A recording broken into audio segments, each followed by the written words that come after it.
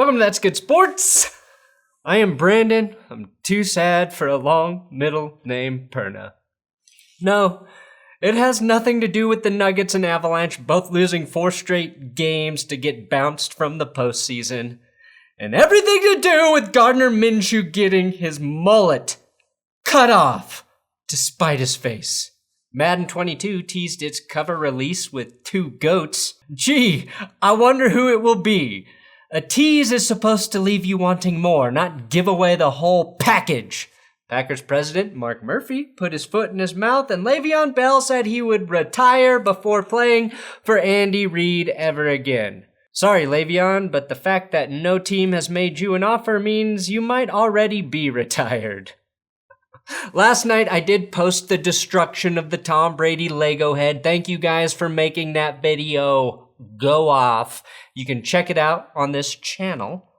We've got a ton of NFL news today and a huge announcement. I've got a big announcement. Oh, what's it gonna be? Is it coffee related? Probably. That's good sports.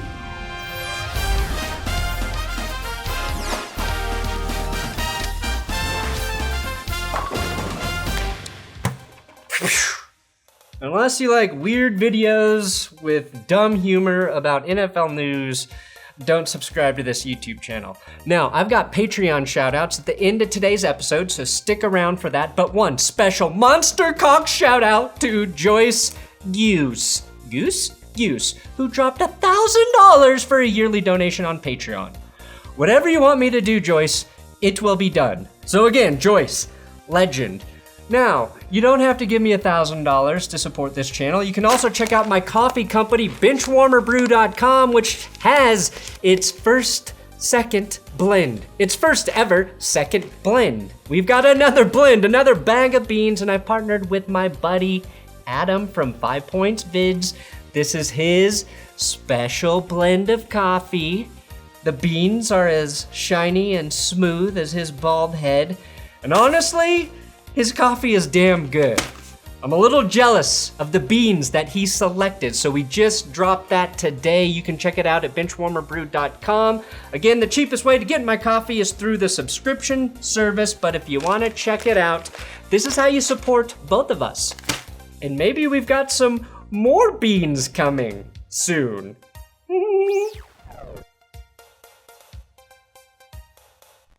All right, the Denver Nuggets may have lost last night, ending their season. But you can chalk up a win for the Gooch Slayer, Broncos kicker Brandon McManus. Jokic was ejected from the game, just like McManus's tall, lanky body ejected 80% of that beer he chugged. Am I saying this was a perfectly executed chug? Maybe not, because unlike his kicking, his accuracy on this chug left something to be desired.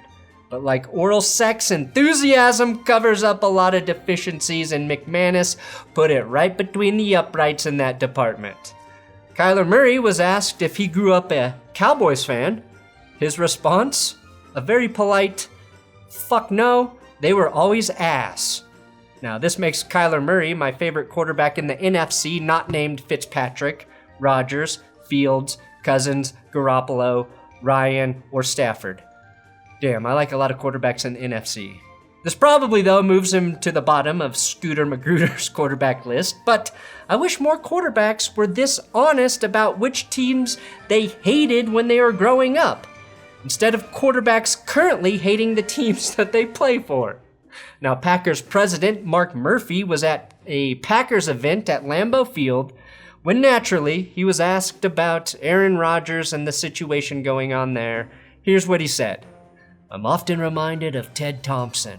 As most of you know, just a great general manager, passed away earlier this year, Murphy said. Thompson often talked about Aaron, saying that and it wasn't just Aaron, a lot of different players. He would say, he's a complicated fella.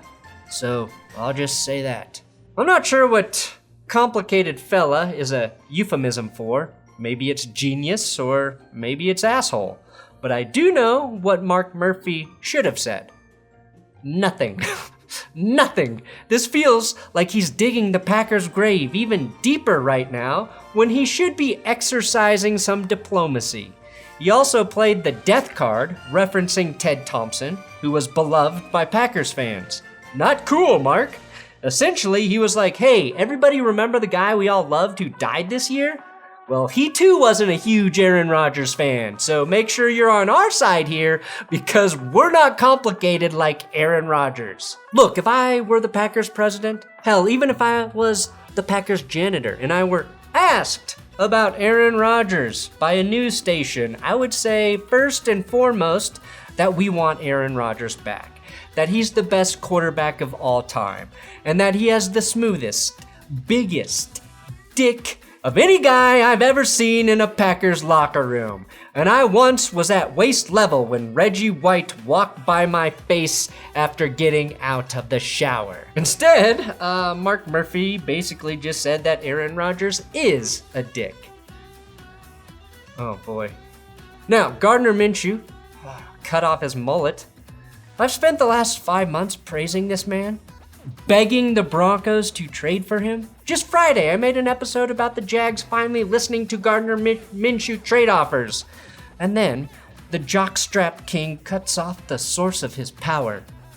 Gardner, would Tom Brady ever stop paying the referees? No.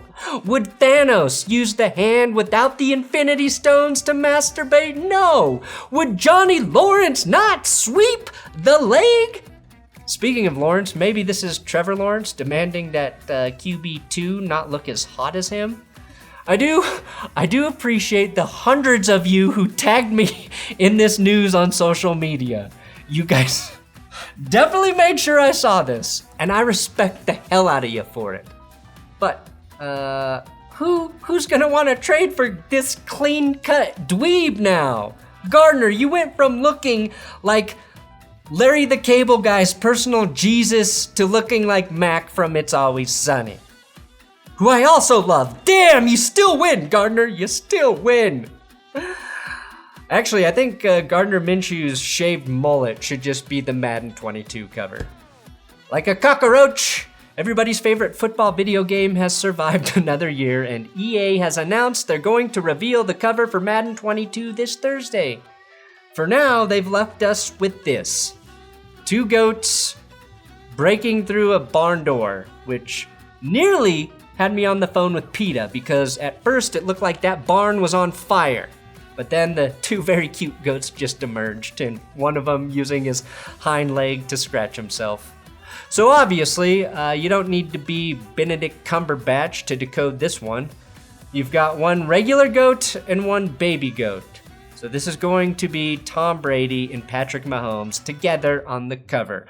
A very cowardly choice. You know who was on the cover of Madden 20? Patty Mahomes. What about the cover of Madden 18? Tom Brady. Very exciting. They're just rehashing old has-beens, like the Texans. I'm guessing they saw how successful my goat and baby goat t-shirt sales were. Still available, by the way. And honestly, I couldn't be happier for Mahomes and Brady. I feel like I need to buy 1,000 copies of Madden 22 for having the wisdom to put the 2 players I most want to see get cursed on the same cover together. Since they both avoided the curse the first time around, it's gonna be doubly bad. Now, this is bad news for Titans fans who thought Derrick Henry would get the cover after having a 2,000-yard rushing season, or Rams hopeful thinking Aaron Donald would be the pick after winning his 3rd Defensive Player of the Year award. But nobody in LA really cares about the Rams, and Tennessee has already had Eddie George and Vince Young on the cover. Also, Tennessee is not an incredibly popular franchise, which makes me think Julio Jones needs 2,000 receiving yards to even be considered for Madden 23. Le'Veon Bell. He would rather retire than ever play for one of the most likable coaches, Andy Reid, ever again. Now this is absolutely hilarious to me because Bell is saying that as a guy who joined Andy Reid after leaving Adam Gase. He left the Candyman and joined John Candy and somehow managed to talk shit about the one who isn't evil. Maybe Bell shouldn't have sat out during his prime, maybe he should stop preparing for his Logan Paul fight and do running back training practice moves. Whatever the fuck those would be. Quick feet, bicycles, stiff arm, stiff arm. Anything but lame-ass, slow-ass shadow boxing, Le'Veon. Maybe playing for two offensive-minded coaches who didn't want to use him, given they are polar opposites, should be a clue that, Le'Veon's not doing something right. Here's the context, though, of what happened. Bell is on vacation, somewhere nicer than any of us will ever go, and apparently he made a comment on an Instagram post that he'd never play for Andy Reid again, which of course was spotted by NFL-thirsty media, who in turn blew it up into epic proportions this weekend to the point that Le'Veon Bell had to go back on social media and sort of apologize for expressing his opinion. Probably not by choice, but by his agent, who wants Bell to play somewhere this season.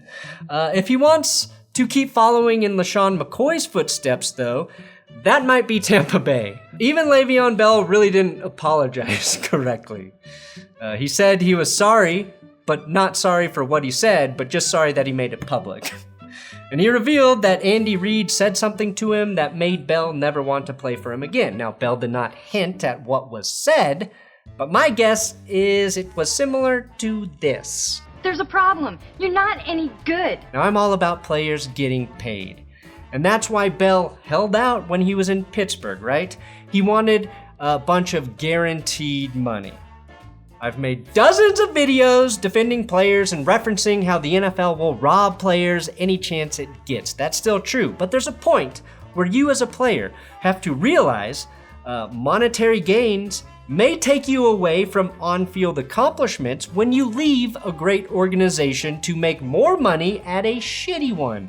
And that's what happened to Le'Veon Bell, except somehow he landed back on a great team that went to the Super Bowl after he made all of his guaranteed money, and he still wasn't happy.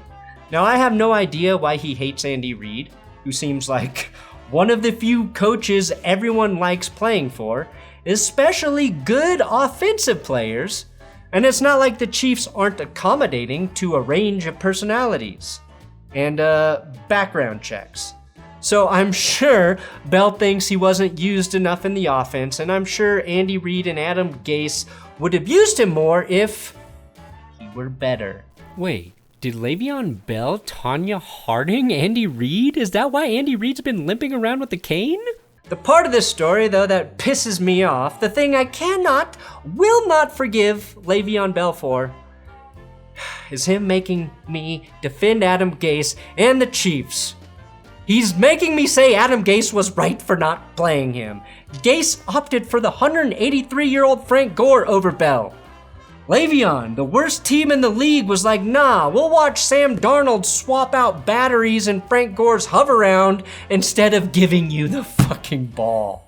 It's a great ride, and it didn't cost me a penny. It's crazy to think that I've watched Le'Veon Bell's entire career. I feel like nobody will remember how good he really was behind that Steelers line. They were symbiotic. He was one of my favorite backs to watch play because I thought nobody in the league executed patience like him. He was a unique and dangerous runner, but that was all the way back in 2017. 2018 was the holdout year, then he landed on one of the worst teams in the league in the Jets, and by the time he got to Andy Reid and the Chiefs, he was a shell of his former self. My point is that I have no real feelings about Bell. I think he made himself look stupid for saying he would rather retire than play for one of the best offensive coaches in NFL history, and mostly, I'm mad that his appetite for guaranteed money robbed us of watching a few more years of what could have been really great football by Le'Veon Bell.